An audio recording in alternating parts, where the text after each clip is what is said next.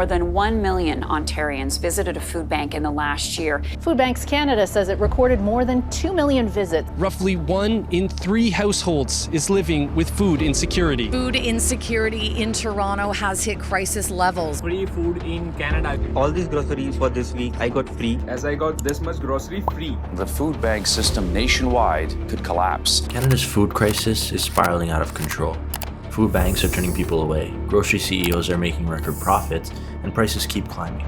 Predicting a 3 to 5% increase in food prices next year. The government, instead of fixing it, they're handing millions to the same corporations driving up costs. Just when things couldn't get worse, viral video shatters public trust in food banks, drying up donations and support. So how do we get here?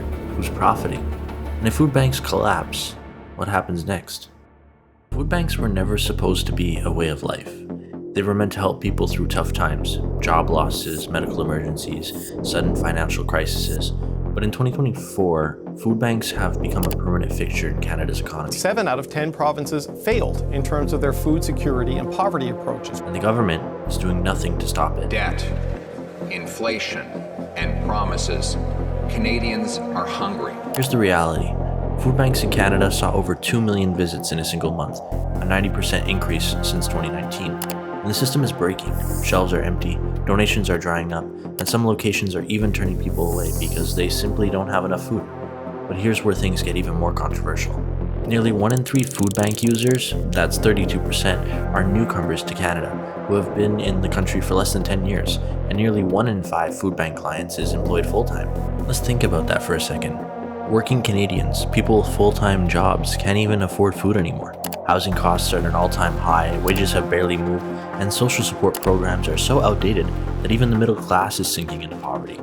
Meanwhile, food banks originally meant to help people through emergencies are being stretched to their breaking points. There are concerns the system simply can't keep up. And while all this is happening, grocery corporations are making billions in profit, hiking prices well beyond inflation. 50 cents at home. $4 for 2. And then turning around and donating just enough food to get a tax break, while food banks struggle to survive. How did Canada go from a country where food banks were a last resort to a place where millions rely on them just to eat? If you ask grocery CEOs why food prices are out of control, they'll tell you the same thing: inflation. It's the perfect excuse, something vague, something complicated, something outside of their control. But there's just one problem. Inflation is going down, but grocery prices still climbing. And we're not talking about small price hikes. Staple foods have doubled. A 600-gram pack of smoked ham that used to cost $7.99 in 2019, now it's $16.49. A tub of Philadelphia cream cheese that was $2.99 just 5 years ago, today it's $5.49. Even a 24-pack of soda that was $6.47 in 2019 is now nearly $13. These aren't just price adjustments, these are deliberate hikes. If inflation was the real issue, why aren't prices coming back down? The answer? Because grocery chains don't want them to. In Canada, just 5 companies, Loblaws, Metro, Sobeys, Walmart, and Costco, control nearly the entire grocery market. These aren't just retailers responding to economic forces, they set the prices. And as long as people keep blaming inflation, they can continue raising prices with no real consequences. It's a system designed to make you feel like there's nothing you can do, while their profits skyrocket. And this isn't just speculation. These companies have been caught before. In 2017, Loblaws admitted to fixing the price of bread for 14 years, forcing Canadians to overpay billions. And what happened? They got a slap on the wrist. No real punishment, no major reforms. They walked away, and the price hikes continued. If they did it with bread, what else are they doing it with? The situation is dire across Canada, but in some regions, it's even worse. In Hamilton, food bank visits increased by 40% in just 1 year, an unprecedented rise for the city. In Toronto, the Daily Bread Food Bank reported 3.75 million visits in 2024, up from 600,000 in 2020. And it's not stopping there. In 2025, they expect that number to rise to 4.25 million visits. In Montreal, some food banks have had to start turning people away. One organization that used to serve 700 families a month now serves 1,750, and they still don't have enough to meet demand. In Kingston, Ontario, the situation has gotten so bad that the city has officially declared a state of emergency over food insecurity.